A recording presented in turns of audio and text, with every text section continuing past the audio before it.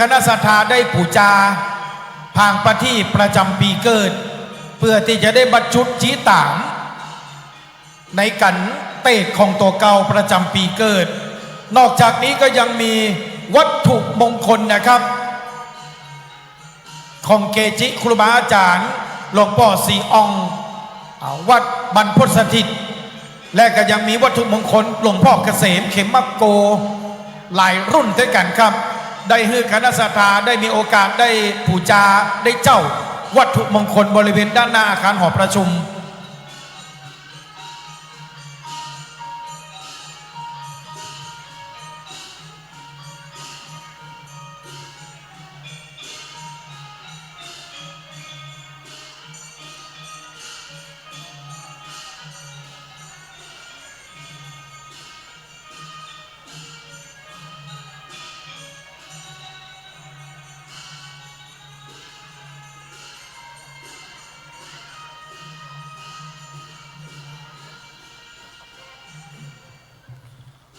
ขอบคุณครับปีพาดพระครูใหญ่ทุ่งฝายบันเทิงศิลป์ได้ห่มโรงเพลงมอนและก็ห่มโรง95ภาษาคีตะล้านนาจะพูดกันดีคือเป็นการแห่ต้อนรับเจ้าพ่อในแม่เตบุตรเทวดา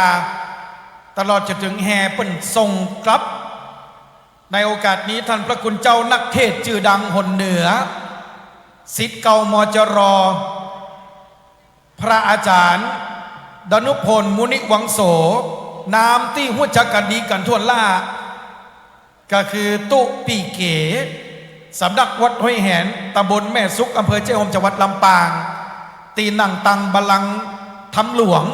โดยเฉพาะกันจูจักรพามหรือว่าเช่าชูชกนะเป็นกันตีตลกที่สุดอะครับคณะศรัทธาปากันเข้ามาตั้งไหนเพื่อนเนอครับเนออาจจะได้มาฟังเทศเรื่องจูจักรพรามหรือว่าเท่าชูชกซึ่งสำหรับคนเกิดปีมะโรงทำหลวงมหาจารย์เวสสันดรกันที่5ได้รับเมตตาธรรมจากหลวงพ่อท่านพระครูอนุสาวรธรรมเจ้าคณะอำเภอเมืองลำปางพร้อมกับสมณศรัทธาคณะศรัทธาข้าราชการฝ่ายปกครองฝ่ายพลเรือนหัวหน้าส่วนราชการป.ก้าประชาชนผู้อำนวยการสถานศึกษาและหน่วยงานในเขตของอำเภอเมืองลำปางเป็นเจ้าภาพกันนี้คณะศรัทธาอนุโมทนาบุญกิริยาวัตถุทานกับมหาอุบาสกอุบาสิกาที่เปิ้นได้มาร่วมเป็นเจ้าภาพกันเทศด้วยกันนี้ก็เดี๋ยวจะได้ประชาสัมพันธ์อีกครั้งหนึ่งซึ่งขณะนี้เขาได้ถ่ายทอดสดไปทั่วทั้ง8จังหวัดภาคเหนือสถานีวิทยุภาคีเครือข่ายของ FM 106.50 เมกะเฮิรตซ์วิทยุคลื่นสีขาวบัดนี้ท่านพระคุณเจ้าได้ขึ้นดังเทียบบนอาสนะแล้วขอได้รับเมตตาธรรมจากท่านพระครูวิจารณ์พัทรกิจเจ้าคณะอำเภอศพปราบเจ้าอาวาสวัดบรรจัวได้เป็นตัวแทนของสมณศรัทธาคณะศรัทธาสาธุชนจุดเทียนส่องธรรมเก้ากระผมขอโอกาสกราบอาราธนาด้วยความเคารพอย่างสูงยิ่ง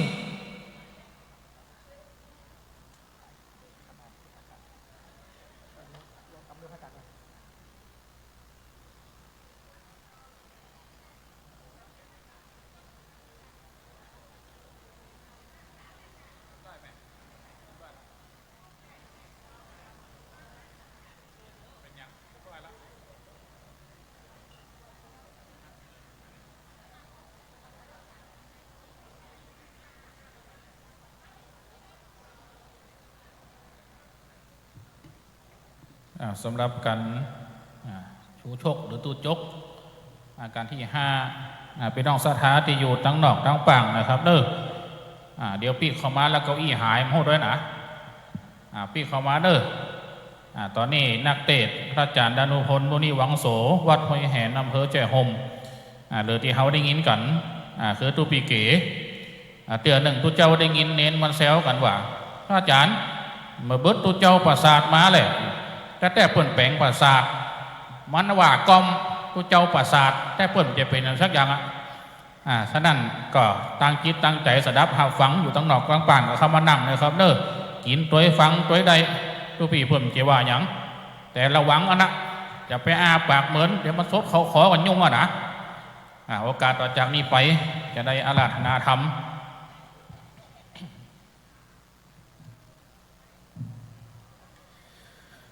หัวนาปเวสนังปริปุนัง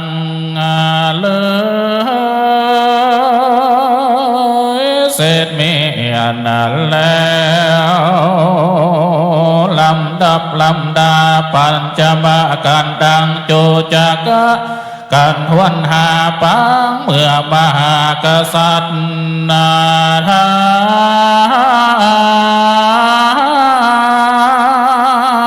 สี่องค์ออกไปบวชบำเพ็ญนาต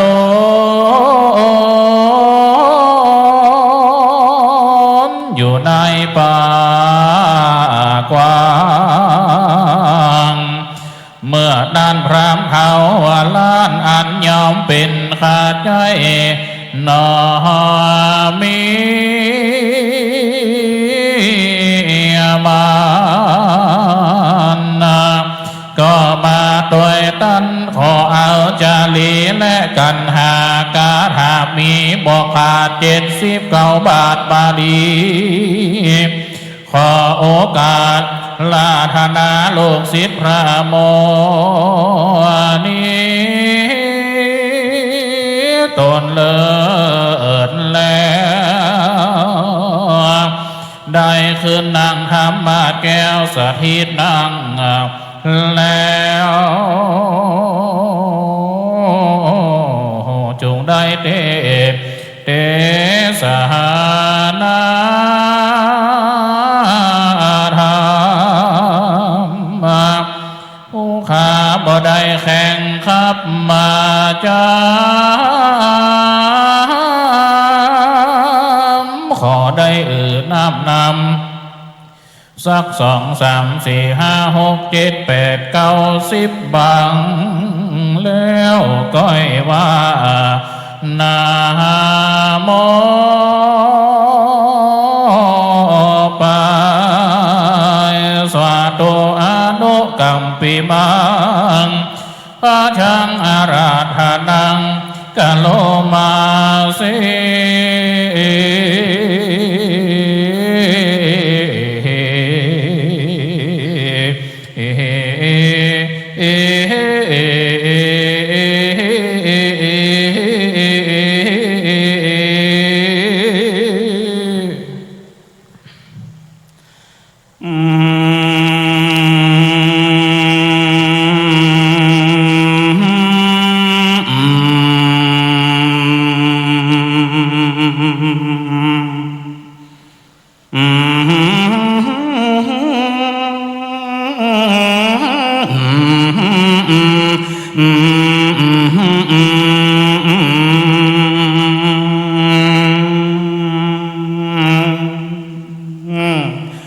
วัน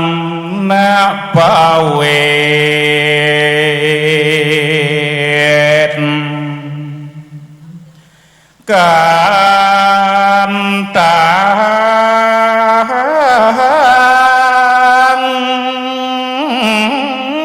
ปาลีปุ่นนังกะสูดเสียงไปแล้ว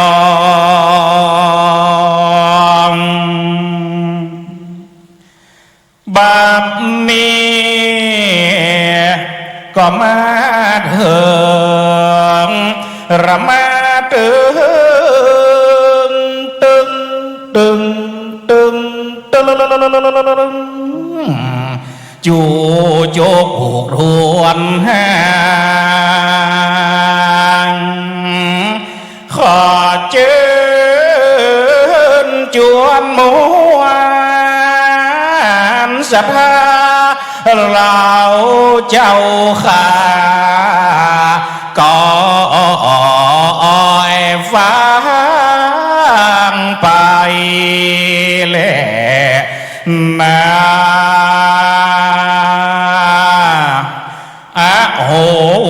ตา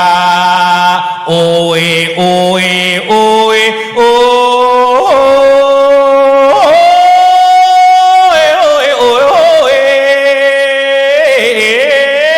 บ่ได้อวยอยากนำบ่ได้อวยอยากเข้าเฮาหากโอ้ยได้กึดยากตีสนาธรรมพระเจ้าตั้งแต่บาทเก้าวนาโมไปซ้ำเสียงเฮากะบพอใช้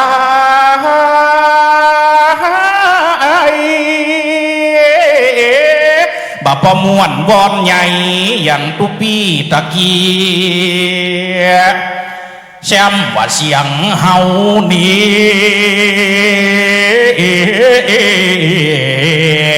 เพราะอย่างอึงหัวปีห้องอยู่ใน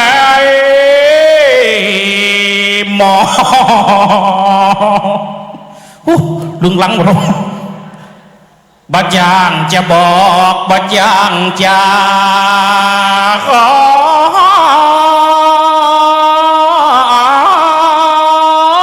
เสียงเฮากะซ้ำบ่พอบ่พอจะสู้ได้ก็พอดีก็ขอได้รับใจตั้งมหาไรที่เปิ้นได้ไว้ใจนอนิมนต์มาเสียงแหบในขอแหบหนักแหบนะตัวตุปี้คูบาดิเปิ้นติดไปตะกี้กะตักเสียงเปิ้นนี้เพราะยังสะลอพันนอลิวลิวเสียงเฮานี่นะกะเซมบะดีย้อนว่าบ่ได้กินแกงฟักกาดใส่หาขี้นอนบ่ได้กินแกงบอนใส่หนังหมูแห้งมันยังว่าแคบหมูเลยเนาะแซมมาติดทำยำออกหน้าแรงเสียงกระตึงเฮงคอกระตึงจ้าเล่นาโอ้ยิดโหยเปาะเนาะไม่มีกระเตะนะบอกอันเนาะโอ้โหยกมือ10 นิ้วต่างกิ้วเกษาไว้พระพุทธปฏิมาขององค์สมเด็จสัมมาสัมพุทธเจ้าลดสธรรมเจ้าพระสงฆ์องค์สังฆเจ้าจุโตนเจ้าพระองค์มหาธีระเด้อครับเด้อพร้อมด้วยตุปีพระปีตุอ้าวมาอ้าวกูคู่กูคนอยู่ในวัดในวาอยู่ในมหาลัยแห่งนี้อาตมาภาพดะมงคลโมนิวังโสเดี๋ยวขึ้นนั่งธรรมาสกันเด้อวันนี้ยังหับเตะทำ65ปะกันเมเลงวันติดแน่มูดิโกโทรหากระดึงโทรกันตลอดเวลาแน่วางนี่นะว่าจะนั่นสตาทั้งหลายจับใจแห้งกะฮือแรงใจกาจับใจคูบาคือจับให้ใจพน้อยเห็นไหมจับใจมห่อคือจับให้ใจมตันจับใจพ่อกำนันคือตันให้พวกแกบ้านก่อนว่าจับใจหนานคือจับให้ใจน้อยจับใจเบาน้อยคือจับให้ใจสาวจีน้ำก็ย่อมจะต้องเปิงเหือเสือก็ย่อมจะต้องเปิงโคตกโตยังเปิงผาคนเฮาไฟกาขาเปิงไม่ดูกันจากดังบาเจ้าบ้านกับเปิงวัดเปิงวาแน่ศรัทธาก็ย่อมจะต้องช่วยวัดวันนี้หู้กันแน่ชัดใครจะกินข้าวกินไปเลยมันต้องห้องเฮาเทาะมาแล้วเทาะไก่ย่าง5 ดาว 2 ตัวเมื่อกี้กัดอะไรนี่เพราะฉะนั้นศรัทธาวัดปู่แม่พี่น้องวันนี้เนาะเฮามาปะมาปุ๊บกันเนาะอันเนี้ยโดยเจ้าห้องก็เคยได้ยินกับเสียงแม่สำหรับแม่ยายแก้วนี่หันถึงเสียงหันถึงตัวเฮาจิตมันเลยนี่หลายคนเหมือนกันแม่สมจิตเห็นลูกเนาะ หมูนี่บุญอันนี้ขักันมันว่าจะนั่นสถานทั้งหลายเด้อเนาะวันนี้ตุเจ้าได้อูได้จ่าได้พันละแม่มานี่ชามตัวบนึงสนีกันหลุงก็จะขึ้นทัดเฮาเนี่ยนะสถาบรรดาพ่อแม่พี่น้องอันนั้นมันเสียงมวนมันเลยได้ทำวันนี้น้อยเฮาเสียงประมวลตะปืนทำลุของพวกนี้นะว่าจะนั่นสถาบรรดาพ่อแม่พี่น้องเนาะโคบขนก็คือฟอนานี่จะซื้อฟ้าคือพอสีนี่สถาทั้งหลายจะนั่งคือพอตีจะหนีคือพอกลจะวิทย์จะตูนคือพอลักพอต่อจะไปหาหมอคือพอวันนัดวันนั้นเขาก็ไปแล้วกำเป็นว่าพอวันนัดฟิตป้าโทษจะไปปีกนะแหมไม่กับนางพยาบาลดันมาทำไมวันนี้หรอวะเดี๋ยวกูไปหูยังกูฟอฟิตอีกเฮ้ยยังไงไปอังกูกับปีกยังไงเนี่ยจะไปหาหมอก็คือพอวันนัดจะไปว่าไปวัดต้องพอยังพอกระสตังใส่กันติดอย่างเดียวเนาะเพราะฉะนั้นสถาบรรดาพ่อแม่พี่น้องวันนี้เขามาอูมาจ่ามาวันละนาปะปุ๊บอาตมาภาพก็จะได้ตวนติดเตียวทำมาเทศนาอันมีชื่อว่าทำตูจกผูกที่5จะได้พันละนาอูจ่าบอกกล่าวเล่าข่าวคือคณะสถาบรรดาพ่อแม่พี่น้องได้ฟังทำผูกนี่เกี่ยวกับคนเฒ่าอายุ68 ปีเนอะนี่ที่อยู่นี้มีไผอายุ68พ่องกำลังจะเกเลยผู้พามให้หมดอะครับผู้นี้เนี่ยวันนี้ธรรมปะได้กันคนฟังธรรมวันนี้นี่หมู่บางคนก็เป็นFCโทรหาทางวิทยุนี่วันนี้ที่อยู่นี่พอเตอมีแต่แฟนฟันผอมทั้งนั้นมีฟันแท้สักคน ว่าเรื่องได้เลยโอ้ด่างอมวันพระหนะสถาบรรดาพ่อแม่พี่น้องเพราะฉะนั้นวันนี้เขาปะปุ๊บกันเนาะนับตั้งแต่เวลานี้เป็นต้นไปเอานาฬิกามาตั้งด้วยเดี๋ยวจะล่ำปนเขาจะได้ปะได้ปุ๊บได้อยู่ด้วยกันเดี๋ยวนี้ถ่ายทอดสดนะสถาบรรดาพ่อแม่พี่น้องนี่ตั้งรายการเฟซบุ๊กอันนี้ผลหันตัวซ้ำเนี่ยกองอยู่ดีดารากีดิดูเจ้าบุญซุนหนตางมาลูกเจโฮมมานะสถาบรรดาพ่อแม่พี่น้องออกวัดมาตั้งแต่8:40ฮัลโหลไล่ความเด็ดๆหนตางแต่เงาข้าวตางกับไก่จะได้เท่าใดเฮากะยังบ่าหูไอ้ยะได้กี่บาทหัวผลกำเอามาตั้งเฮาขอสักคนกันเด็ดกูเตี้ยเฮาไปติดไปจะเอากันติดมาตั้งไกลๆนี่เฮาก็จะอุ่นใจในหูอันนี้เฮาเหลียวพอหากำหันอยู่ในหูว่าจะนั่นเนอะสถาบรรดาพ่อแม่พี่น้องจับเวลาคืนติดนะโอกาสนี้นะต่อไปนี้แหมประมาณเกือบชั่วโมงเขาจะได้อูได้จ๋าได้ฟันละนะฟังติดเพราะฉะนั้นตอนนี้เนอะสถาบรรดาอีปออีเมสาธุชนคนชาวพุทธเฮากูคูกูคนไฟที่จะฟังธรรมตอนนี้เตรียมตัวเด้อตุเจ้าจะติดแล้วนะเตรียมยกมือไวเตรียมไปมือสาแดะเด้อจ่อคอให้น้อยงามไปพุทธังธรรมังสังฆังถ้าศรัทธาจะฟังเอาสตังเสกันติดพี่หลบอยู่ในเงี้ยกับหูพุทธังธรรมังสังฆังถ้าศรัทธาจะฟังเอาสตังเสกันติดกันนี้เป็นกันพิเศษหัวยอดถ้าจะเต่ากันหมดพะโลกันนี้เป็นกันพิเศษเพราะมันมีตึงติดและก็มีตึงสอดเต้าเอาแล้วเนอะเตรียมยกมือไว้เด้อจะติดแล้วเนอะจะติดแล้วเนอะหุยกลัวไฟมันเจียนะโมตัสสะภะคะวะโตอะระหะโตสัมมาสัมพุทธัสสะนะโมตัสสะภะคะวะโตอะระหะโตสัมมาสัมพุทธัสสะนะโมตัสสะภะคะวะโตอะระหะโตสัมมาสัมพุทธัสสะตาธานาตารังกาลิงกาลาเทตุนนาวิจาคามาวาสีจูจาโกนามาพลัมมาโนพิงขาจาลิญาญากาหานาสะตังลาพินตัวอลัมภากะเทสิกันติดมาเลวใบแดงตึงนั้นกองผลถามหากะมาอุ่นใจน้อยได้ แต่งปลื้มเฮ้ยนาตาลิงกาฮะอ่านมาหารสองไงมั้งอย่าไปว่าจะนั่นเขาใจมันดีนะตาธานาตาลังกาลิงการาเทตุนนาวิจาคามาวาสิจูจาโกนามาลัมมานุพิงคาจาลีญาญากาหานาสตังราพินตัวลัมภากาเทศิชาตาโว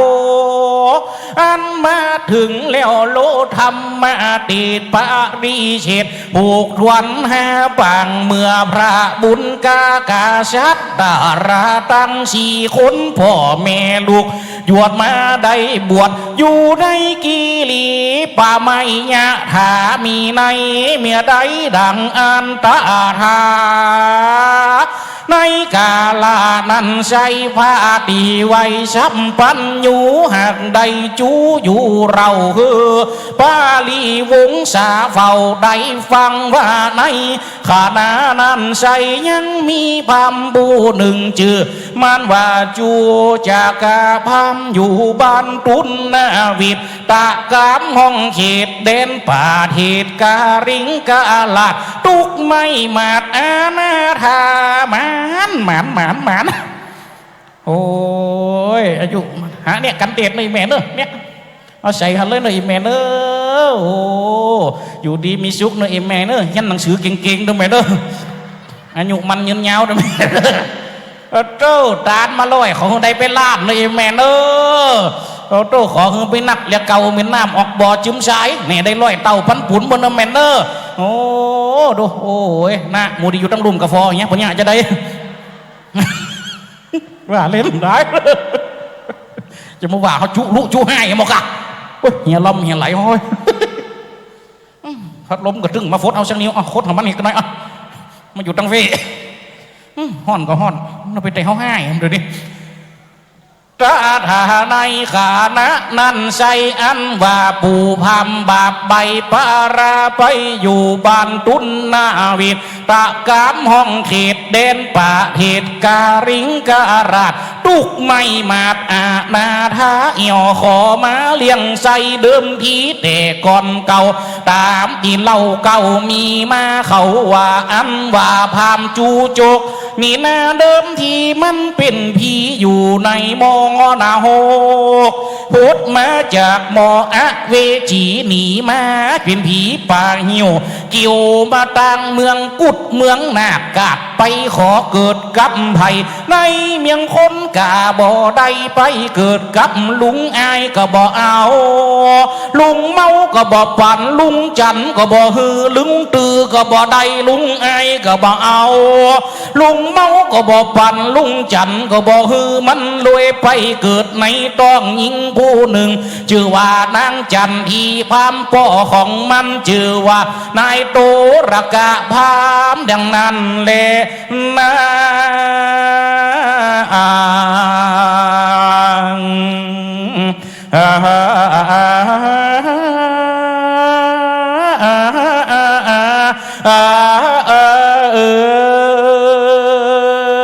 เราเก้ามาถึงตอนที่ปูพามเท่าไปขอเกิดในเมืองพระราณสีสถานทั้งหลายเดิมทีจูโจกคนเท่าปัจจัยคนนี้นะเกิดแต่เมืองพระราณสีเนอะไปเกิดกับไผ่แม่ของมันชื่อนางจันทรีพามโดพ่อของมันชื่อว่านายตูละกะพามนี่วันนี้เขาฟังเมื่อกี้หูมิตรเจ้าตุนได้เลียมจีมเดียว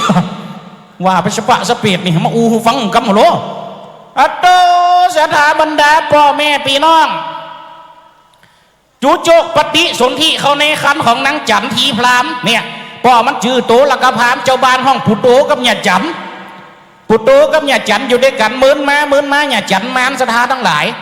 พ่อผู้พามปโตเนี่ยไปไล่ถามตำหายาเนี่ยจะได้จะฮือเมียคาเกิดง่ายนี่ฮะไปไล่ถามตำหายาข่วยบ้านเขาเมียงขวจุมันหรอแต่ฮือเมียมึงเกิดง่ายก็ใครฮือเมียคาเกิดง่ายเนี่ยจะได้ไปยากยังมีวิธีได้ฟ้องนี่เยี่ยมจดไปเถอะตำหายาในธรรมพวกนี้มีตำหายาด้วยเนอะนี่มันจะน้อยนะมียังพ้องพริกน้อย ดีผีจันจีจันบานดอกการบักคังฟูริดอนใบก่อนน้ำ2 ขวดเนอะก็โตเต็มเป็นเตะเล่นเป็นเล่นยุ่งปะต๊ะมันว่าเล่นได้หรอติดเด้เขาจุมันอย่าไก่เฮือเมียมึงเกิดง่ายนี่มันจะยากคือเนี่ยวิธีได้ฮะคือบนทำหาวิบากคือมันเติบแบบเลอะนี่การบนทำหาวิบากนี่แต่สมัยพุทธกาลเนินเนาไปแล้วนะศรัทธาบรรดาอีปออีแม่เนี่ยจะได้เขามากับอะไรปูจาทำมหาวิบากมดวัดบดว่าได้7 ลำล้อพวกลูกสมัยมันมีรถอย่ามัดทำติดกูแจงหอแจงเฮียนใดทำมาผูกอธิษฐานละสาตุถ้าว่าบุญกูยังมี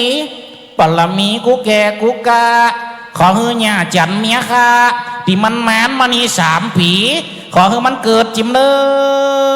โอ้เกิดหลายลบร้อยกับคนนี้เอาเน็บดีๆเนอะอีแม่เนอะฮะนั่นเนาะเดี๋ยวมันจะหายนะโอ้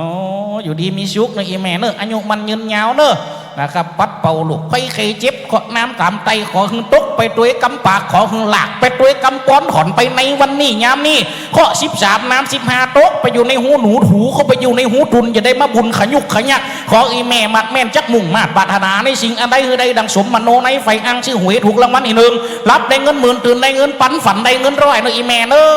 ะหมานเอ้ยมาเฟกเข้าทุกยามไปว่าเล่นกันได้เลยอีแม่เด้อเนี่ยศรัทธาบรรดาพ่อแม่พี่น้องอยู่ดีมีสุขในแม่เนอะอยู่บ้านไหนคะ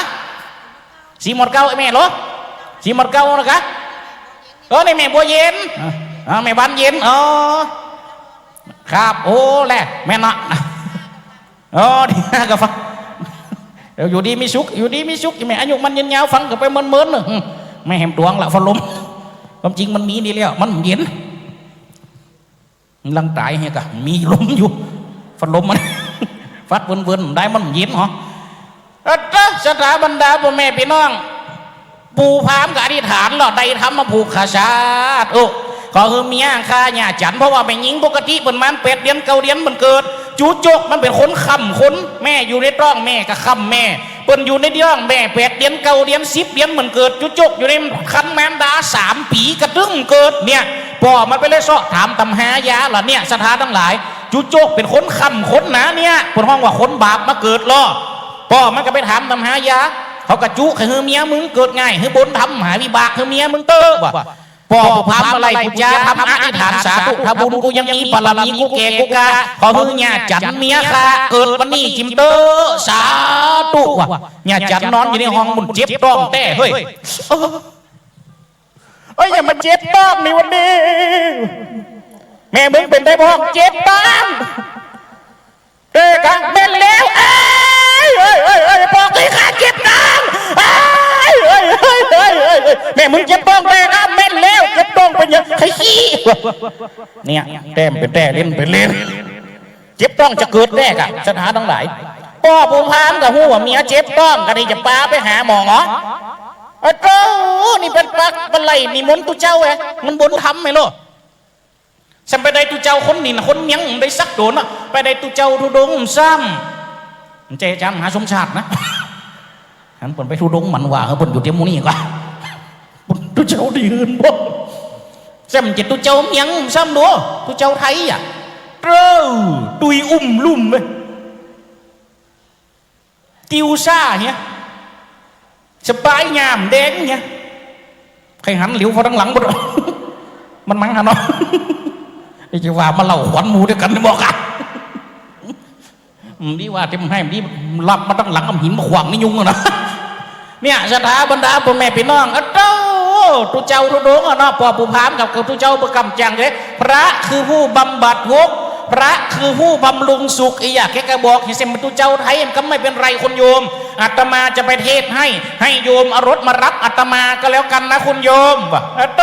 สมัยตะกอนมันจีมีรถหยังเหรอพ่อผู้พามก็ได้รถแห่กันรถหยังรถเข็นอย่าเป็นเอาต่างขี้เหอะนะดีกับมันเอากันที่ดำได้บุกำเต้าศรัทธาทั้งหลายนี่มุนตุเจ้าไปเต้าสุดท้ายมาแล้วมดจุจกเกิดแต่นะศรัทธาทั้งหลายตุเจ้าเป็นคนเตือนสติหรอบอกคือพ่อผู้พามตั้งสติไปหาหมอกูสิงกูยังเนี่ยเลยเป็นหีบหอยเวลาเราอ่อนเกิดมาแล้วปุ๊บปุดไปคือตุเจ้ากุ้มเกิดนี่ศรัทธาทั้งหลาย อันนี้ก็เหมือนกันนะเต้าแม่ผู้พามเจ็บต้องเอ้ยพอขี้ข้าอดมาได้แล้วนะจะเกิดแล้วนะเอ้ย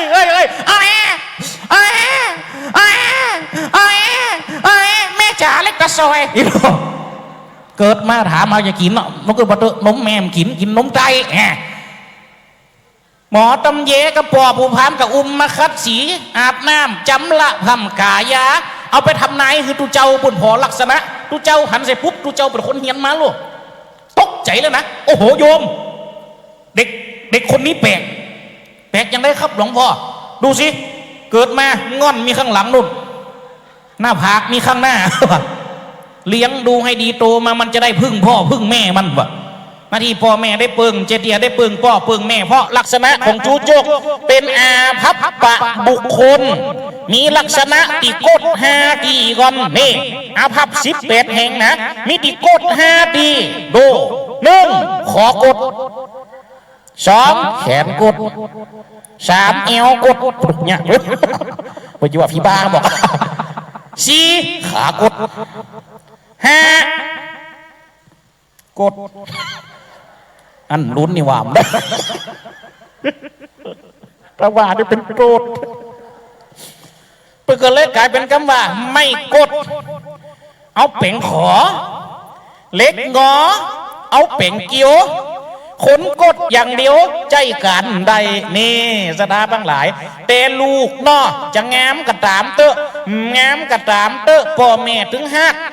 ตูเจ้าจะทำไหนเอามาจะได้กระจามเตอะเนี่ยสดาทั้งหลายเป็นเลยเป็นหีบจนหอดปัจจุบันเดียวนะเวลาดังบานนอกนี่เวลามีอยู่ถ้าว่าลูกเกิดเอาไปหือตูเจ้ามัดมือนี่ลองเกิดบ่เตอะบางคนนี่ตื้มจะเอาไปหือกับตูเจ้ามัดมือมันจะว่ากาเอาละอ่อนอย่างเดียวเลยเตอะวันนั้นเขาปะกับตัวมันซ้ำหีบประเทศกับหีบจะออกวัดตีห้าเอารถเก๋งมาจอดตึ๊ดประตูวัดเขาก็เป็นไผ่มาจอดรถตึ๊ดนี่ลงรถมาโอ้เป็นครูไม่ยิงซ้ำหลวงพ่อจะไปไหนคะจะไปเทศนิยมไม่ยังก็ฮะดิฉันทำบุญมันเกิดก่อนทันไหมคะตันกะยะทำบุญมันเกิดได้ใจเหมือนมาเลยอย่าเขากันลงรถไปนั่งอยู่หน้าพระเจ้าบนล้อมันสักบึดขึ้นโหงมาปัดโตขันโตก็มีตึงจิ้นทอดปลามึกทอดปลาบวงทอดจิ้นหมูทอดก็โต้จิ้นแดงทอดเอามาหั่นหมดโลติวสังกทานเป็นกระติกแข็มกำโต้ติวเป็นโตมเคี้ยเอามายองสองแม่เขากำลังจะห้ามอย่าเพิ่งรับค่ะโอ้ยยังกระตัวมเกณฑ์เนี่ยค่ะยังค่ะหลวงพ่อโอ้ยยังไม่ใช่วันเกิดหนูค่ะโอ้แล้ววันเกิดไผ่วันเกิดลูกสาวค่ะอันกลับไปเอาลูกสาวมาอย่ามันก็ลงโฮงไปเขาก็มานั่งเขาก็มือมาอังขอจีนถอดอุ่นจะลุ้นอยู่นะมันถอดไหมเดี๋ยวกูจะจิ้มสักคำหอมสวดเฮ้ยกันเพียมันลงไปแล้วพวกเขาก็มาเกิดกะญานี่มันสาวเท่าเจ๊กะมาเอาลูกเนี่ยมามีกระแตกะสักบึดขึ้นโฮงมาขนปุ๊ซุยหุยไปเป็นว่ามันเอาหมาเป่งลูกหมามายองสองแม่เขาบอกคือหมาปุกกี้ประเคนสังฆทานหลวงพ่อสิลูกสั่งหมาเกณฑ์คำตูกเขาแล้วหมามันจะไปหู้อย่างก็บอกเกณฑ์ไม่อย่างใดกุมก็จะเลี้ยปลาบวงถอดเล็กๆเมียลิ้นจีเอ็มซ้ำเส้นปลาบวงถอดห่อนขายสิทำน้ำลำไหลตกเสร็จต้วยป้าโทษเมียอีเฮ้ยเดี๋ยวกูให้ได้กินจีนกินเนี่ยไอ้กันสุดท้ายเพียหมาเกณฑ์เลยแห้งเนี่ยจะได้กำตีนนาหมานะอยู่ขันโตกของเขาก็จะเป็นหับหัวพึ่งขันโตกหัวพึ่งหมาหับแล้วมดเขากับปั่นป้อนเนาะจะปั่นป้อนแล้วหลวงพ่ออย่าพึ่งลูกค่ะโอ้ยยังไงมั่มัดมือให้ลูกสาวก่อนค่ะวะป้าถูกสั่งเขาไปมัดมือคือหมากูกำเฮียนกับเปียเนยเฮ้ยกำมัดมือหมาเกิดใหม่เนี่ยอันนี้มันจะเกิดใหม่นี่ขนปะเงาไปจะเป็นชอกเลยกันเนี่ยสดาทั้งหลายสุดท้ายกำมัดมือละอ่อนเขาคนเท่านี่อยู่นี่นะทุกเจ้าเจียวว่าได้อยู่นี่บางคนนี่จำได้อยู่แม่นก็มัดมือเบียงใส่ขวัญมามัดมือเบียงขวาขวัญอยู่32ขวัญบอกไปตามใดพ่อของเจ้าจะเลี้ยงฮือเหลี่ยแม่ของเจ้าจากเกียฮืออิ่มมือเจ้าปั้นใหญ่ปั้นมาบันไดเป็นพระเป็นเจ้าเข้าวัดเข้าวาหักษาสืบศาสศาสนาจุนหัวงอกเหมียนดาวจุนหัวขาวเหมียนไฟอย่ากำมัดมือละอ่อนแม่นก็แล้วกำมัดมือหมาผมจะเงี้ยกับเดียมันก็เอาตีนหน้าหมายืนหนึ่งเขาเด็กๆใช่หมากำจิจะหู้แต่เงี้ยกองเอามือไปไกลค้างเสียวแง่ เขียวขาวสั่งล่างมาโยมมันจะครบยังไงไม่ใช่หรอกค่ะหลวงพ่อลูกสาวยิ้มให้ค่ะวะยังมาป้องเอาหมาอยู่นะเดี๋ยวขอมาแงบมึงกันเติมมึงเฮ้ยกูโยกน้ำคู่บุ๊บนึกคนต้องหมาดิจัดการให้กูยังไงสุดท้ายมือเอ็มข้างกำปากหมาหรอก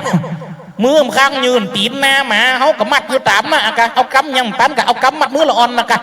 มัดกะมัดอยู่เฮ้ยอ๋อมัดมือเบียงซ้ายขวัญหมายังไงมัดมือเบียงขวาขวัญอยู่32ขวัญหญ้านี่มันตึงมือมึงไปทางใดมันจะเลี้ยงมึงเหลียมึงจะเกียมึงอิ่มโดยเพศดีกลิลีมึงนอนหลับมึงอยู่ดีไปลึกไปให้มึงจะไปคบเกือบมึงจะไปคบเกียกมึงจะไปขี้เพราะมึงจะไปขี้เหี้ยขนมึงหนุ่ยออก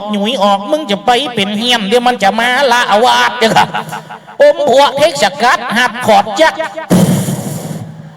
เป่าหน้าผากหมาเจ้าก่อนง่ายมันสมองว่าเจ้าเลี้ยไปปนอากาห้องฝนอยมาฝนอยเก็บขันโต๊ะเดี๋ยวกันฝนอยมาตุ๊ปี้ผมจะกินจิ้มทอดไปกินยังตุ๊ปี้กูหันหมาเลี้ยตะกี้นี่บะเนี่ยอันตุ๊ปี้กินไหนเป็นโตสีดองนี่เต็มแคบเลยกูยกมาแล้วนักตะกึกเนี่ยเปิดขาเป็นโตขเล็กเก๊กง่างขาเป็นโตออกเปิดขาว่าบ้านเต้าเต็มแพ็คอาหารหมาสีต้องแม่นมุดแล้วก็บอกเลยปัดเต้าฝนอยถามมันลูกเป็นจะนี่อาหารเสริมบ่เฮ้ยเป็นกินจะได้อสูรนมกินตัวบะเนี่ยชะตาทั้งหลายเลือดเป็นหีบกุ้มเกิดนะพ่อผู้พามก็ยังกันลูกถึงจำงามจะได้พ่อแม่กระดึงหักอุ้มกันเจยจมเสียบสร้างหรอดูเจ้ากันลงเฮียนไปแล้วแม่มาก็มากล่อมหรอโอ้ลาจาลาเตอสองตาถ้าพ่อขิงมาหือมื่นตาอย่าแก่พ่อมันเดือดร้อนไปวาดไปเลยข้างหนึ่งรับข้างหนึ่งมื่นไปได้อย่างมานี่เดี๋ยวข้าจะกล่อมลูกสองคนผัวเมียลูกกันกล่อมลูกอ่ะพ่อมากับค่ะแม่เอาไปกล่อมมากะโอ้ลาจาลับเตอสองตาถ้าแม่ขิงมาเอาตีนตั้งหน้าผาก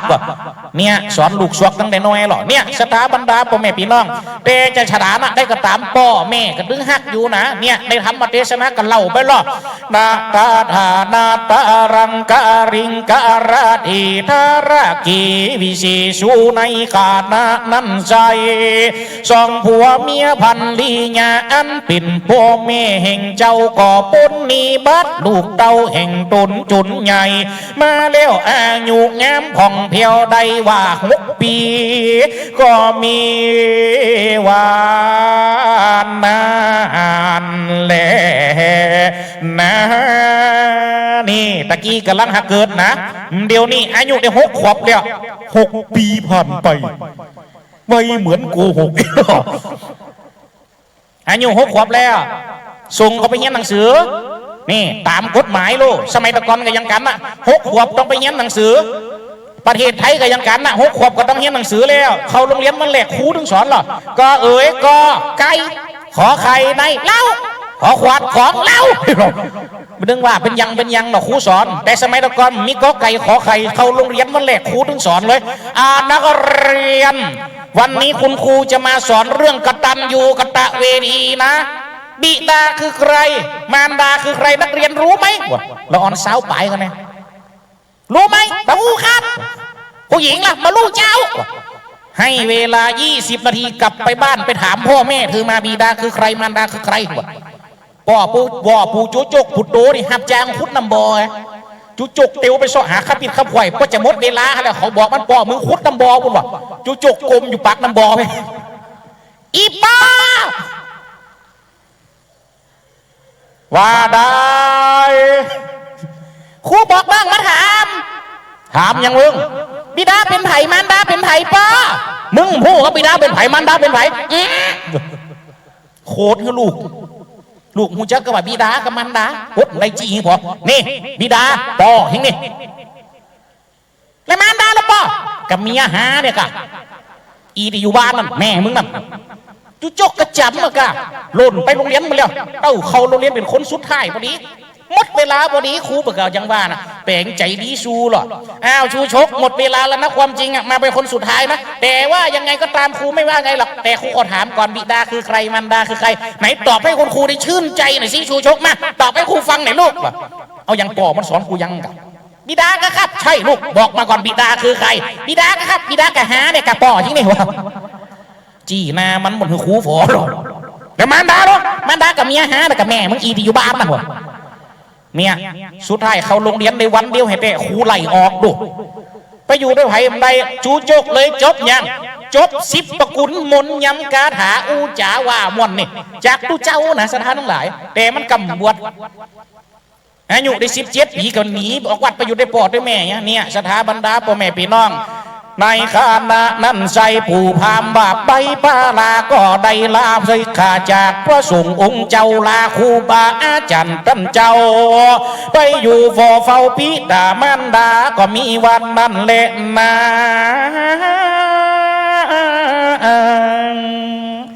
อายุ17 ปีล่ะตะกี้6 ขวบนี่ถ้าเป็นละอ่อนอายุ17 เดียวเป็นบ่าวโลดมีโทรศัพท์มีรถเครื่องมีเฟซบุ๊กมีไลน์มีติ๊กต็อกอยู่ไหนก็อู้กันได้โทรศัพท์เก็บหูเนี่ยฮัลโหลตัวอยู่หน่อยอ่ะปุ่นหักตัวเขาไปเอวด้วยกันบ่วันนี้ปุ่นหาไรสูงปุ่นหนอมจโลปุ่นตั้งทำเอวด้วยกันบ่บิดหงุดบิดงาดกับโทรศัพท์เก็บหูเนี่ยแต่ยุคเดียวมันเป็นอย่างอีแต่ยุคตะกอนมีความโมนี่บ่าวจะไปยังสาวต้องใจความสามารถของตัวเก่าแหมมันก็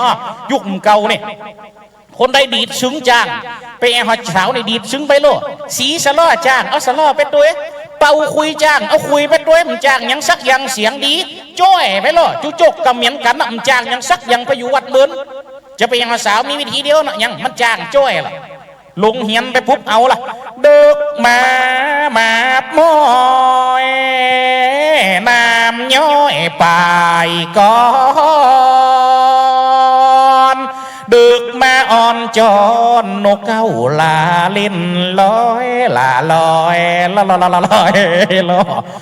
บ่าวไม่หาสาวไม่ต้องได้เหี้ยมดเหี้ยเสียงรับให้มดเหี้ยเสียงแล้วก้าเด้อที่เต้ให้มันจะรับสักคนอ่ะตัวพอตัวเก่ากับมีตีโกดถึง5 ตีกันนะไฟจะไปเอาแล้วก็พอดีอ่ะเต้าเกี่ยวกัง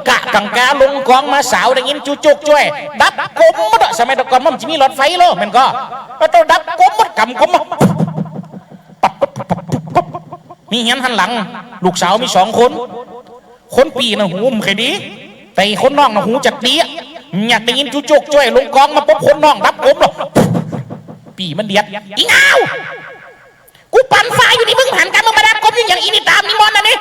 มึงมาดับกลมกูยังน้องมันหัวจุกได้ยินจะไปเดียดฮะจะไปเดียดยังกินเขียดว่ามึงยังกินเขียดจะไปเดียดจุกจะมามันอยู่บนหลังคาครับหูมดีหรอกสุดท้ายจุกไก่หนตางบนอย่างนี้2 คนพี่น้องในพิษกันช่วยดาบนแล้วสาวลาบเจ้ากินขี้ติดตองบ่าวน้อยเตียวกองกินจีนไก่ต้มบ่โลเอาขี้ให้เพื่อนปุ่นกินมันกินจีนมันว่าถ้าว่ายังตามกุ้มเดี๋ยวด่าให้มาจ้อยให้มาสาวลาบเจ้าพ่อแม่ปุ่นค้างลูกสาวปุ่นงามขางไว้กินขี้วะไม่มันต้นเลยบอป้าโทอันนี้ใบเขียวหนักเลยใบแดงเฮ้ยอันใดจะได้อันใดผมเดี๋ยวมดนี่ใจกล้าฮะทุกคู่ต้องว่าแล้วกูจ้าคืนว่ะมันต้องจะได้สักทีอ่ะเขาต้องหูมดอะเตะมันนี่หัวไปจะงอกเนี่ยนี่ปักแดงปลื้มอิ่มจะได้บนกูจ้าคืนเนี่ยแต้มฮะไม่ว่าฉันนั่นวันนากับม้าไหมกะชนได้ชวนนั่น เนี่ยสถาบันดับผมแม่พี่น้องเนี่ยจุจกกระจ้อยไปยังภาษาวหรอเนี่ยมันเป็นยุควรรณคดีหรอยุคนะแต่ยังว่าน่ะจุจกมันเป็นคนดิ่มงามอยู่ในไหนปากกำดีให้เหมาะรวยมันได้ไผสักคนสุดท้ายมาละมดก็มาทำลงยังมาอยู่ด้วยพ่อด้วยแม่จนพ่อแม่ก็ตายละมดกำเจวตายยังตายเท่าดึงนั่นน่ะพ่อก็ตายแม่ก็ตายเลยเหลือจุจกอยู่บ้านคนเดียวหรอเป็นคนลึกเป็นคนให้นิสัยมันก็ใครดีแต่ใดอ่ะดูมือหัวเด้อจุจกเลยนะถ่ายหุบกันจะไปถ่ายเขาตุยนะพี่นั้น ถ่ายฟอมๆเนอะเอาสูงโจ๊ะโลกเนี่ยไว้สาธารณคูนะครับเนี่ยสถาบันดาผมแม่พี่น้องจุจกเหรอเนี่ยเป็นคนอย่างเงี้ยสุดท้ายเป็นคนดีนี่ใส่เข้าบ้านเข้าเมืองชอบทำลายด้วยวาจาชอบทำลายจิตใจคนอื่นด้วยวาจาพ่องอย่างอันอย่างอีพ่องสุดท้ายก็เลยมีไผหักไฟหุมสุดท้ายอายุได้ปดคอนแก่ละไฟกับมะไม้หอไม้เงี้ยนจุกก็เลยปกขัวไปอยู่เสาะไส้ในทำหนึ่งเล่าเลยโลดอยู่บ้านแม่เป่งบ้านเมียงพระราณสีหลังใหญ่ไฟก็มาวูไม่เกหาเท่าพระราบ่มีตีอยู่ก็ปกขัวสู่เสาะไส้เอาไปอยู่หน้าเมืองกะริงกะราดลูกไม่มาดนะนาถาแป่งเงี้ยนเอาไว้สีเสาเป็นไม่เป่าฟัวฟ้าหมาขึ้นแก่งหางก็หากเฟี้ยนไวเมียวขึ้นไอก็แก่งเพี้ยนยองเงงไปมาไอ้ยาจุจกขอทานในเงินคำได้ร้อยก็หาปณะนะเพราะหยุดอาชีพขอทานสมัยตะก่อนมีธนาคารมีห้องจำนำแบบมีร้านทองอย่างเดียวก็เลยเอาทองคำที่ขอมานะไปฝากไว้กับคนตุกสองผัวเมียนี่ยังว่านะคนเก่าว่าไว้หรอจะไปหันเงินนาดำอีกจะไปหันคำนาเศร้าหันตุเจ้าจะไปเบ็ดนาหนีตายเป็นผีกันนี้มันจะป้นตุเจ้ามันก็โอ้เนี่ยสถาบรรดาพ่อแม่พี่น้องสองคนผัวเมียหันเงินนาดำหันคำนาเศร้าก็เลยจกเอาทองคำจูจกที่เอาจูจกมาฝากไว้นะออกใจเพียทองคำมดจูจกปิกมาทวงหาทองคำมีอย่างใจแทนทองคำจูจกล่ะเลยเอาลูกแม่ยิงนี่เอาฟังนะที่มันผูกไม่พิหารนะตีจูจกจุงแขนสาวน้อยนะเนี่ยอายุ16 ปีอยู่ชื่อว่าอมิตดานี่จูจกสองผัวเมียนะเอาใจแทนคำจูจกนะมันใจว่าจูจกไปลู่หังเปิ้นใจหรอสองผัวเมียเอาลูกแม่ยิงใจแทนทองคำจูจกจุหรออีลาไปอยู่ด้วยบ่อนะมึงใครได้หยา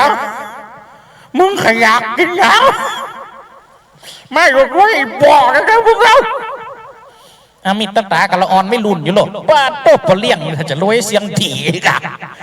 โต๊ะปกฟ้าปกคว้าหล่นตะกนจูจกไปหันเสียงจูจก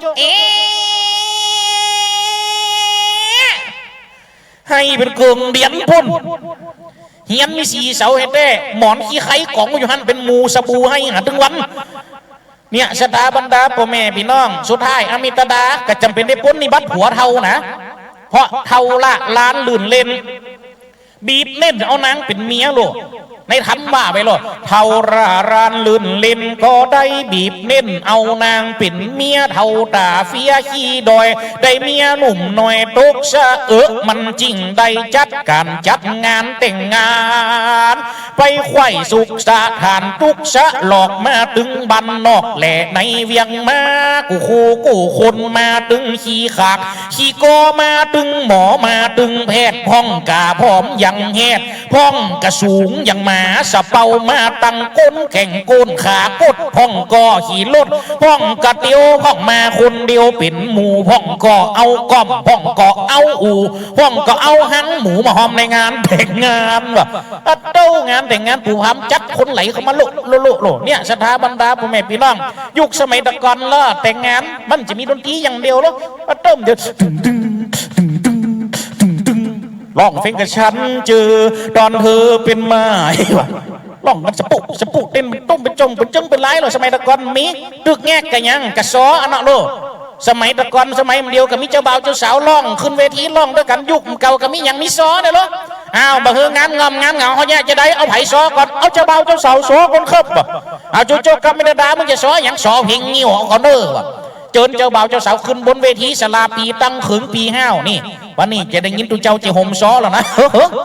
ความจริงเจ้าเฮาเนี่ยจังซ้อปุ่นเสน่ห์กาหลงหมดงามเลยสลิดเคยเป็นจังซ้อให้ฟออย่างยักษ์นี่สมัยเราก็ไปห้องจ้างซ้อไอ้ทันหลุนนี่นะเนี่ยขเมตั้งเขิงปีละตอตีโตเอโตเอโตตีโตเอโตเอโตเอโตเอโตตีโตตีโตเอโตเอตลอดอย่าจุจกขเมใส่กะมาหันอำนาจดวงตาจนเอาไปฝันหาเสน่ห์รอยยิ้มหันวงพักกะน้องรักเอ็มอิ่มมางามจิ้มลิ้มรักยิ้มน้องกะบุ๋มซ้ำมีสองเผือกถึงเผือกขวาเผือกซ้ายงามระไม้แก้มสีชมพูหนูเปิ้นหนูไอเลิฟอยู่จะเลิฟไอก่อโลกเที่ยวภาษาอังกฤษปุ่นนะก่อนว่าแรงบาเป้าแหงยังมีเจ้าถ้าว่าน้องเป็นสาวมันต้องมีตัวปอสะได้ว่าไอ้นี้มีเงินปอไอ้จะซื้อสายคอสายช่วยไปฝากสักกำมาก่อนเม่นตัวเวนก้อนเป็นตัวกำไอ้แค่กำแขมทำเอาเป็นเมละอ่อนหรอจุจกซอไปแล้วถึงบุตรอมิตตาขเมสายละหักลำบอกถึงบอกคือไผ่ก็เลยยืนหายใจออกหูดังสวยซอยอุ้ยใจคุณนะเกืองห่างกลางร้อนเป็นสปะสเปดฉันเป็นจะปูจ้าคืนนี่ครับบาเล่นได้เนี่ยสถาบรรดาพ่อแม่พี่น้องส่งเจ้าบ่าวเจ้าสาวเข้าห้องหอแล้วมดแต่ยังว่าน่ะมูปหอปเฮียนติมหันแสมิตตาจ่าจุจกนะปุ่นไปด่าเมียเขาบานปุ่นจนนางทำนี่หนุ่มทั้งหลายป้ากับมาลุ้มด่าอมิตดาโลยุคตั้นจะอมิตดาในจ่าจุจกนะเนี่ยจนตุเจ้าเจียดมดห้องประชุมเลยมีไผ่จ่าจุจกมีไผ่จ่าผัวดีต่ออมิตดาสักคนเจียมอ่ะอมิตดานี่ก่อนจะรับกาปีนหัวโดมดไม่มีไผ่กาปีนหัวก่อนนอนนี่เหรอยกมือขึ้นดูสักคนกุมกับแข็งหัวมันได้มีอยู่โลยกมือนะป้าโดเนี่ยรุ่นเนี่ยเซียวหางลึงเลยอาจจะเข้าท่าดินี่ผลนี่บัดหัวนี่ยกมือแล้วมาชุกกังๆไหนบอกอ่ะลังคนขี้กังเนี่ยเราเกิดวัตถุสถานอะไรอามิตรดาคนนี่บัดจุจกนี่นะบางคนมันไปถามมดนี่มีไผ่จ่ากาปีนหัวก่อนนอนบ้างโตไม่ยิงกันคนตอบมุ้ยซับหัวกันดูกุ้งกับหัวเราตัวนี้ยังซากยังหัวเจ้า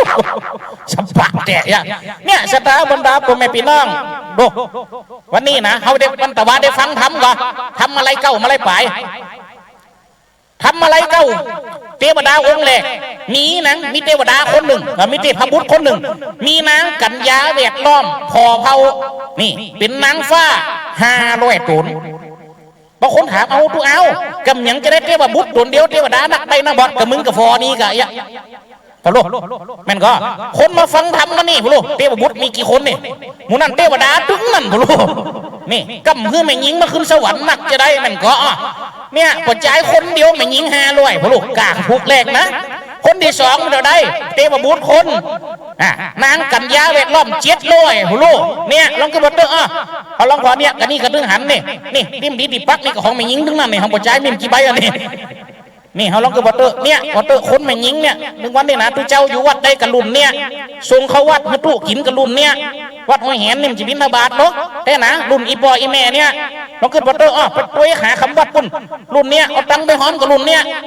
เราโตส่งเขาวัดสมัยมันจะมีเพิ่มเนอะมีล้าไว้โตวันฝูกแม่ไปได้มาเด้อไปไหนแฮมหมอนัดเจาะเลียดกระฟอมกันอีแม่เฮ้ยกูก็ได้เจาะเขาเนี่ยสถาบันดาพ่อแม่พี่น้องรุ่นนี้ถึงนั้นนะเสิร์ฟงานเสิร์ฟไปป่วยหลวงกำโคตรแห่โคตรเดินได้ดูเจ้ากันรุ่นเนี่ยปุ่นนุ่มๆจีแม่ไปงานอย่างงานอื่นปุ่นฟังทำจีฟังหมูนะดัดโตวันนั้นไปเตะทำงานศพบ้านหนึ่งเต้าตั้งหลังนี่ขึงฟ้าสากหรอกดูเจ้ากำลังขึ้นนะโมฟองพบขลามหลังสับกินข้าวหลามหอม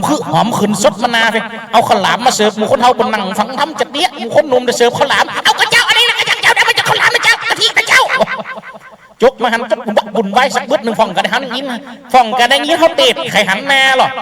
หมูดิมาหันเท้าเด็ดแล้วปิกออมไปทั้งหลังอย่างเก่าหญ้าแหมคนหนึ่งเอาปิกเอาขลามมาเสือบมาปะกันหลังภาษานี่ไปขอนาเจ้าเตะกันก่อนหมูดิมได้หันเด็กไข่หันแน่หรอหมูดิมาหันแล้วมึงต้องไปนี่ยังกูหันแล้วเป็นจะได้บอกจริงงามหน้าอย่างหัวหมูเลี้ยงผีเลยว่ะโอ้อิชาหอบเลยล่ะนั่งยิ้มติ่มสองหูนะมึงกูมเจ้าคู่เจ้ากูอย่าบุกภาษาไปมาตีคำลายกูจะเนี่ยสถาบรรดาพ่อแม่พี่น้องรุ่นนี้ทั้งนั้นนะเนี่ยสถาทั้งหลายลักษณะของจุโจกก็เป็นคนเท่าเนี่ยที่เป็นว่าลักษณะมีอย่าง32ประการลักษณะคนเขาที่ว่าแหมถึง32ตัวจะครบจุโจกกระย้อนบนเปรียบเสมียนอย่างเงี้ยเนี่ยสถานอะไรจุโจกกับมาไดนังอมิตดาเป็นภรรยาหรออมิตดากับมาจ่าจุโจกนะจ่าอย่างนี้จนนางพามานี้หนุ่มทั้งหลายนั่นป้ากันมันลุ้มลาหรอสมัยตะก่อนมีเขียงซักผ้ามีน้ำประปาอย่างเดียวอมิตดาก็หาพาไปซักน้ำตาปุ่นอากาศหิมวังบอกว่าสักไปด้วยกับล่องเพ่งไปด้วยกับเสียสาวปีสวนหอมข้าเจ้าเติมตามเสียอกเสียใจเงียบนามันนางครับมีหนุ่มแม่เฮียนเรื่องนั้นลุ้มด่าอีนี่มันเป็นเมียปุ๊กจุ๊กกันมาใจแม่นและเจ้าไม่อย่างเจ้าอีตัวนี้มันจะมาอยู่บ้านคนนี้มันจะว่าจะว่าลูกผัวกูมาด่ากูก็ยอมมึงเลยนะเขาใจเล่นคือกันตีมันกระโดดบ้าเบ๊ะบ้าเบ๊ะบ้าเบ๊ะบ้าเบ๊ะอมิตตาให้โลนไปหาปุพาบนพี่พรามค่ะอะไรดิจ๊ะอมิตดาจ๋าเมื่อกี้น้องไปซักผ้าเขาพักกันมารุมด่าน้องมันเป็นใครละจ๊ะมารุมด่าน้องไม่รู้ว่ามันเป็นใครมันมาเยอะเหลือเกินทั้งตบทั้งตีทั้งดุทั้งด่าสับยางผมน้องตากไงนะผากสับดินดังบึ้งเลยโอ้อีนี่มันก็ล่ำไปตักไงหายังมาฝากลงอีกเต้าสุดท้ายอมิตดานะสั่งจุโจกนี่ไปซ่อหาคนใจมานะจุโจกเป็นคนมักใหญ่ใจเหี้ยมนี่กำมักใหญ่ใจเหี้ยมจะรอดตัวเป็นขอทานแต่สุดท้ายจะว่าไผ่ไม่เป็นคนใจหูวะไปเอากันหากับชาลีหลานพระเจ้าสนใจบนโดเล็ดเน็ตไล่อ่ะจะไปเอาหลานพระเจ้าสนใจมาเป็นคนใจตัวเก่าโดเลยจำเป็นเดลาอมิตดานะถ้าเป็นภาคกลางนี่มีฮันปีบจังเอาบนเอามาเตะอยู่โลบนมีการแลหรอใครได้ยินก่อนเขาจะแลให้ฟังใครได้ยินฟังถ้าใครได้ยินเก็บมาคนสาวเขาจะว่าให้ฟังบัดตั้งแต่เก่าจนจบปุ๊บมันมีบทแลทั้งปนหรอบนห้องว่าเพราะเมียสาวเป็นเหตุอีอ่ะเพราะเป็นเหตุโดยเมียสาวอายุราวปอกย่างขันตังตึงพอสีทาแล้วได้สักบาทเอาว่าวันนี้นะเนี่ยสถาบรรดาพ่อแม่พี่น้องอมิตดาก็เลยใจจุจกไปซ้อหากันหากับจารีไปซ้อเบสันดอนเพื่อขอกันหากับจารีสองกุมารเป็นคนใจตัวเนี่ยจุจกบุญกับจิมีเหรอสุดท้ายหลงป่าสดไปเมืองเจตุตระนครเจ้าเมืองเจตุตระนครไล่แหมหัวลูกเมียงกะลิงขรัดมาโล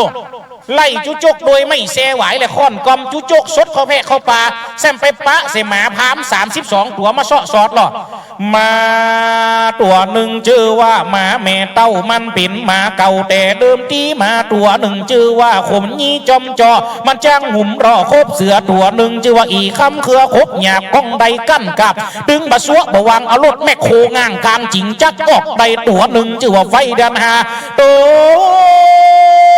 วหนึ่งชื่อว่าฟ้าเดียนหกมันหันยาจุกบ่ได้ตัวหนึ่งชื่อว่าใจยาสารเดชมัดแม่นหลุงป่าได้7 วันมันก็คืนมารอดตัวหนึ่งชื่อว่าอีดำปอดตาเวนเห่าเสียงแข่งขนาดตัวหนึ่งชื่อว่าสายฟ้าฝาดธรณีมา32ตัวอันนายพานจีตาบุตรป้ามาเสาะสอดก็มาล้อมห้อมเห่าเผาลวกเก่ากวดได้ขยุยขยายขึ้นต้นไม่ชานตานยานตกใส่ไม่เก่าเป่าเอาตกใส่ไม่มีหนีขึ้นเก่าสีเสียดเบียดขึ้นเก้าบ้าขจายเอามาใส่ในถุงนี้มาโอ้เดี๋ยวก่อนเพื่อนสั่งเขาใส่นิ่มจะสั่งเขาหนีมาทางชุกันดีจังเลย โอ้อันนั้นให้มันเศร้าแหละครับผมโอ้ปันลำปันรวยถูกหวยรางวัลที่หนึ่งเนอะรับได้เงินหมื่นตื่นได้เงินปันฝันได้เงินร้อยรางวัลที่หนึ่งที่สองที่สามที่สี่ทดไปที่ห้าปนเอาอย่างอูรางวัลนะเนอะอยู่ดีมีสุขกูคนมันนะเฮ้ยมูนั่นผมไว้พูดลูกมันจะมาฟดห้องฟดหม่อมเลยเนี่ยนะเนี่ยสถาบรรดาพ่อแม่พี่น้องมา32ตัวให้เฮานั่นเนาะว่าไปสบะสเปดแล้วนะเบาหวานขึ้นแล้วกะเฮาหอมจุกขึ้นอยู่บนก็ไม่ให้ยกเยอะๆหรอกเอ้ยเป็นไฟมาเลี้ยงหมานักใบนักเงาเอ้ยมันอยู่ในแฟกคนนั้นมาเกียดแตกเกียว่าเอ้ยปอกกูแม่กูอยู่ได้มาเปิงบุญกูยิ้มเตอะว่ะดูยังมาอูมิงอยู่นะสุดท้ายนายพันจิตมุตได้ยินเสียงหมาเฮาหรอกนี่หมาหันตัวม้านลูกเต็มต้องไปจื่อว่าหมาแม่กงโตโลนอยู่สวกขนาดม้านลูกเต็มต้องอ่ะปูพามจิตมุตอดได้อินดูหมากลัวหมาไปเต่าเนาะห้องตะโกนน่ะกะโอ้กงหมากระดักแซบกระตึ้งตอบโอ้กงสุดท้ายหมาแม่กงได้ยินแต่กัดมูแหมมูเป็นหมาอย่างกะเห่าตั้งนานายพานจิตบุตรกับห้องตั้งกลก็ยังว่าน่ะห่วงแม่พระวงหลังนี่คนเฮาหนาจิตใจติดคลองล่อห่วงแม่เขาวงหลังล่อเด้อผลเลยบอกว่าคนเฮาถ้าได้ตัดถ้าได้ไปกับไปถ้าได้อยู่ก็อยู่จะไปเนี่ยจะอีหมาแม่กงอย่างกันน่ะย้อนห่วงแม่พระวงหลังตั้งนากับเปลี่ยนห้องตั้งหลังกับคนห้องหล่นเหลียวได้หล่นด้วยเหลียวได้เอาหัวไปจนเสียก็ไม่อย่าลูกสดหมดอ่ะ3 ตัวดูเป็นปู่2แม่2อ๋อแล้วคือพอตัวกระ2นึงแม่มันนะกะแม่มันก็มาเห็นตรงไงแล้วนะมันก็เต้าขนาดตามตั้นเตกเนี่ยเห่าหอมงักแงกเนี่ยลองขึ้นพอตัวเต้าเพียรผู้พานเจตบุตรไปหันเสร็จจุโจกขึ้นอยู่บนก็ไม่ขึ้นกงตะนูถึงจะกะยิงก็คือตายแล้วนะใครหัวจะจุโจกหรอ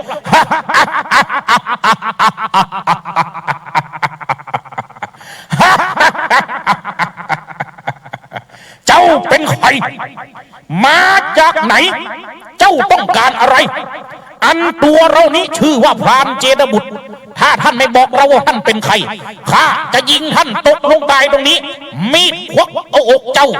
เพื่อบูชาพระแม่ปักศรีสกุณาเจ้าจงบอกมาว่าเจ้าเป็นใครหยุดก่อนถ้ามันจะหยุดก่อนอย่าเพิ่งยิงเราอันตัวเรานี้เป็นโหรมาจากในวังฟลาจุปนะ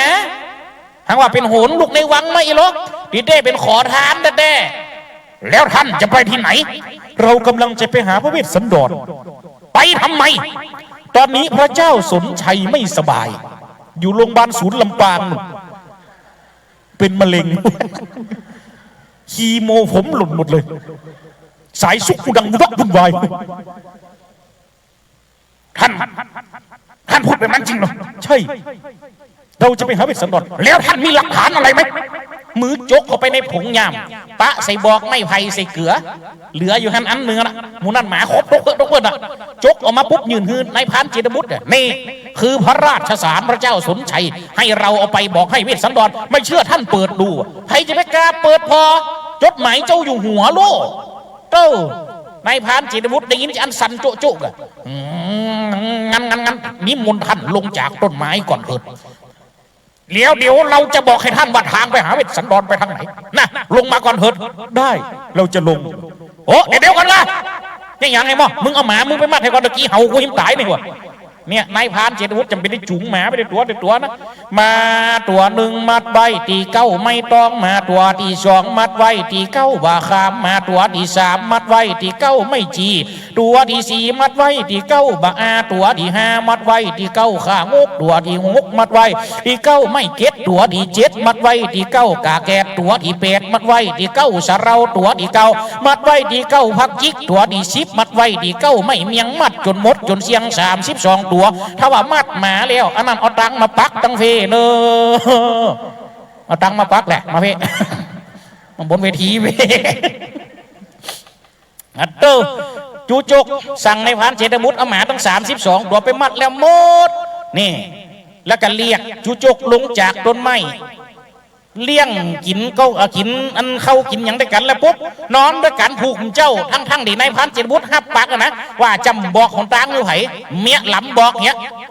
ลูกแจงเจ้ามัดท่านอยากไปหาพระเวสสันดรใช่ไหมใช่แล้วเราจะไปหาพระเวสสันดรวันพรุ่งนี้ให้ท่านออกไปข้างนอกมหาลัยข้ามไปอยู่ลายตังพุน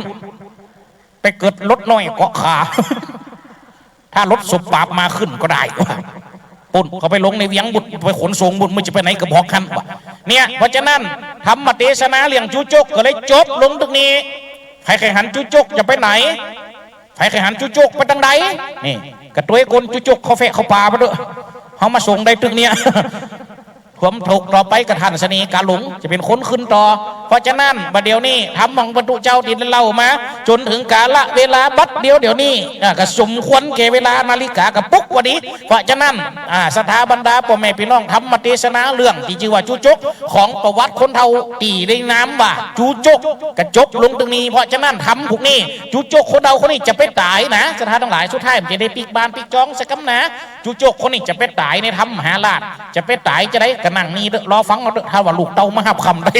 เพราะฉะนั้นสถาบรรดาพ่อแม่พี่น้องทำมาเทศนาผูกนี่อันที่ว่าจูจกประดับประดาด้วยพระคาถาว่าได้79พระคาถาของพระเจ้าได้เล่ามาก็ถึงแก่เวลาละเนอติวุตรา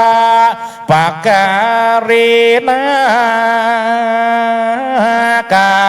มีโดยประการดังกล่าวมานี้แล้วนิติตังขียาสังวันนาวิสิตจะห้องเหตุธรรมเทศนาจูจกอันพดับผาดาโดยว่าคาถาว่าใด79พระคาถาก็บังคมสมเด็จสารเดชเสร็จแล้วเต่านี้ก่อนเลยสา